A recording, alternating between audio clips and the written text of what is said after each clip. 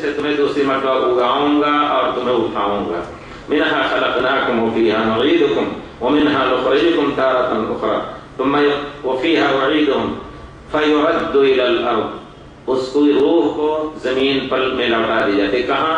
قبر میں یا جہاں بھی اس کے جسم کے ٹکڑے. یہاں بھی بہت سے مسائل اس میں ہیں، باریک مسائل ہیں، جس میں ایک مسلمان کے ایمان کا کوئی ایمان میں شبہ کی کوئی بات نہیں. پورے طور پر ایمان رکھنا چاہیے کہ اس کی روح کو دفن کر دیا گیا ہو، اس کے جسم کو زمین میں دفن کر دیا، اس کی روح جسم میں لوٹ جاتی ہے. دفن نہیں کیا گیا، دریا میں وہ غرق ہو گیا، جانوروں نے کھا لیا، ذرے ذرے میں اس کا ذرہ، ایک جسم کا ایک ایک ذرہ مل گیا. اللہ تعالیٰ قادر ہیں کہ اس کی روح کے اثر کو یا اس کے ذرے ذرے کے اثر کو روح کے ساتھ ملا کر کے ثواب اور عذاب اس کو دیں. اس میں ایک مسلمان کو اللہ بہت بڑا قادر ہے.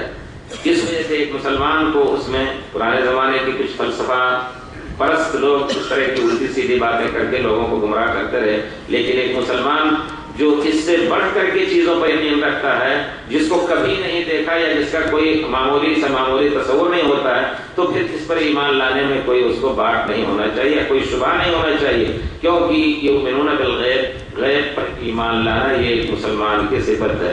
قد افلح الف لام میم ذلك الكتاب لا ريب فيه هدى للمتقين الذين يؤمنون بالغيب ويقيمون الصلاة. یہ کتاب ہدایت ہے انہی لوگوں کے لیے جو اللہ سے ڈرتے ہیں، جن کا شیوا ہے کہ وہ غیب پر ایمان لاتے ہیں.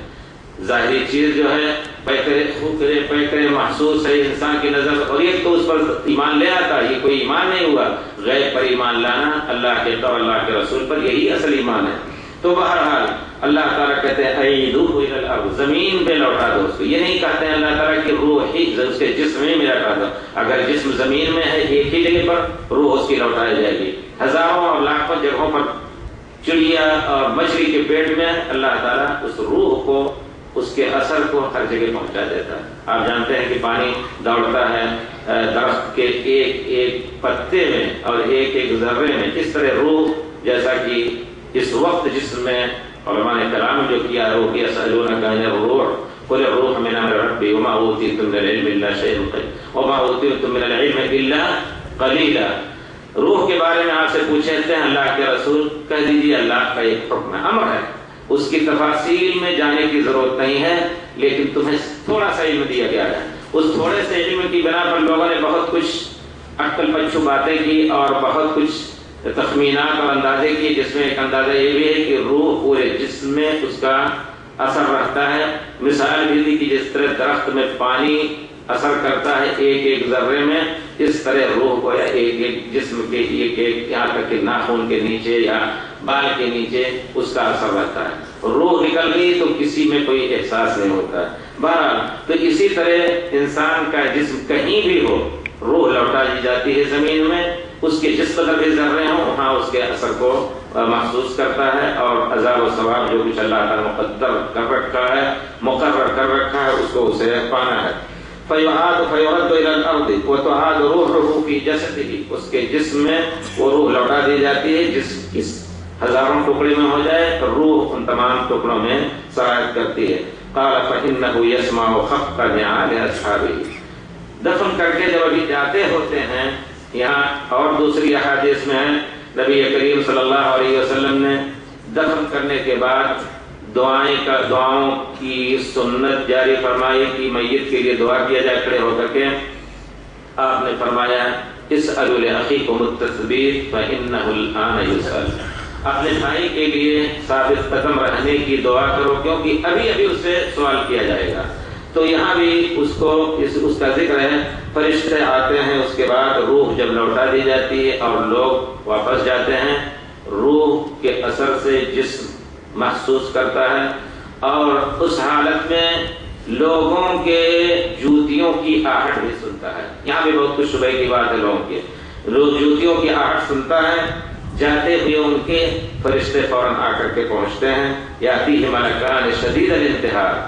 دو فرشتے آتے ہیں اور وہ بہت ہی سخت چھڑکنے والے ہوتے ہیں. دوسری روایتوں میں آیا ہے کہ بڑی نکلی ہوئی آنکھیں ہیں اور بہت ہی، جن کو منکر نکیر کہا ہی جاتا ہے.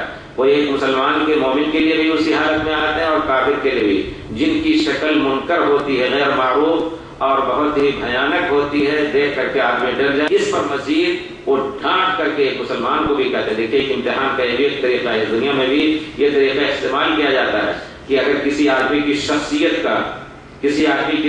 کا اندازہ کرنا ہو، شخصیت کمزور ہے علمی یا جیسے بھی، تو اس کو ڈانٹ کر کے، تو مصنوعی طور پر ڈانٹ کر کے کہا جائے، اچھی بات پوچھی جائے تو پھر اس کا کیا موقف ہوتا ہے اس کو بھی نوٹ کرتے ہیں لوگ۔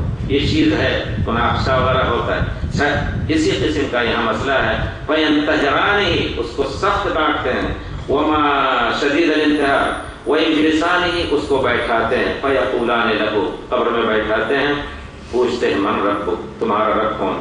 فیقول ربی اللہ، جواب دیتا ہے نیک بندے کی کا یہ خاکہ ہے، کہتا ہے کہ میرا رب اللہ ہے۔ فیقولان لہ، وہ دونوں فرشتے کہتے ہیں ما دینک، تمہارا دین کیا تھا یا کیا ہے، کیونکہ دین وہ قیامت تک رہے گا، اس کے ساتھ تھا نہیں بلکہ اس دین کے ساتھ وہ مرا اور اس دین کے ساتھ وہ قیامت تک رہے گا، تمہارا دین کیا ہے؟ فیقول دینی الاسلام، وہ جواب دیتا ہے میرا دین اسلام ہے۔ فیقولان ما ھذا الرجل، وہ پوچھتے ہیں کہ یہ کون ہے پیارے رسول صلی اللہ علیہ وسلم جو تم میں بھیجے گئے؟ فیقول هو رسول اللہ، وہ جواب دیتا ہے کہ وہ اللہ کے رسول ہیں۔ فیقولان لہ وما عملک، ان سے پوچھتے ہیں تمہارا عمل کیا تھا؟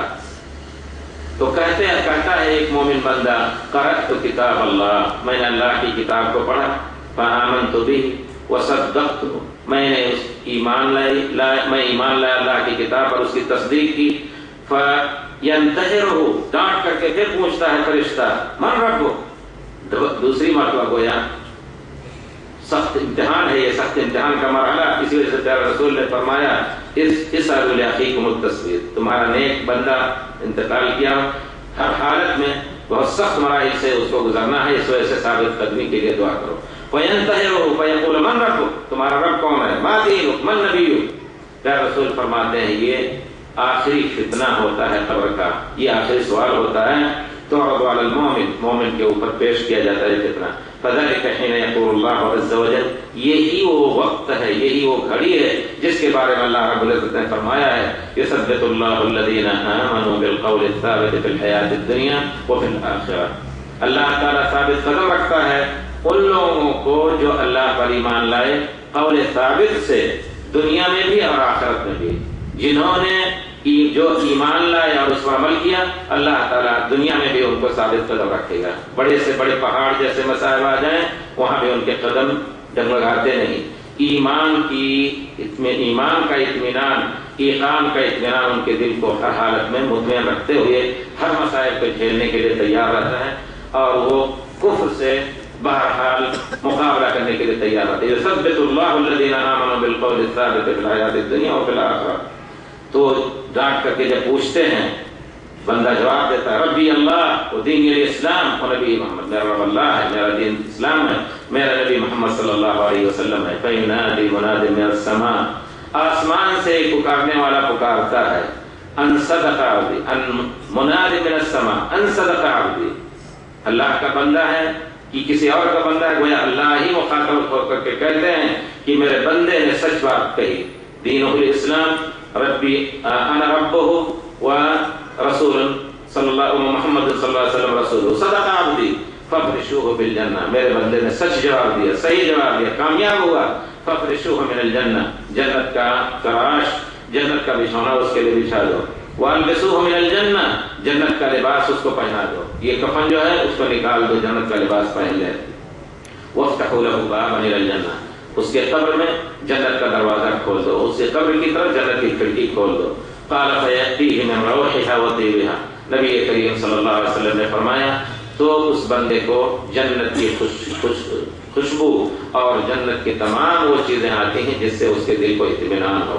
روحها وطیبها ویفسح له فی قبره مد البصر، 2 میٹر کی یہ قبر مد بصر، منتہائے بصر تک اس کے لیے کشادہ کر دی جاتی ہے۔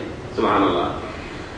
وقال یاتیہ، پیارے رسول نے فرمایا وفی روایت میں مثل لہ، ایک روایت میں ہے کہ اس کا عمل شکل صورت بنا کر کے آتا ہے اس کے سامنے، ایک اچھے اور خوبصورت چہرے والے کی، آدمی کی شکل میں، اچھا کپڑا پہنے ہوئے، خوب اچھی خوشبو لگائے ہوئے، فیقول، وہ عمل کا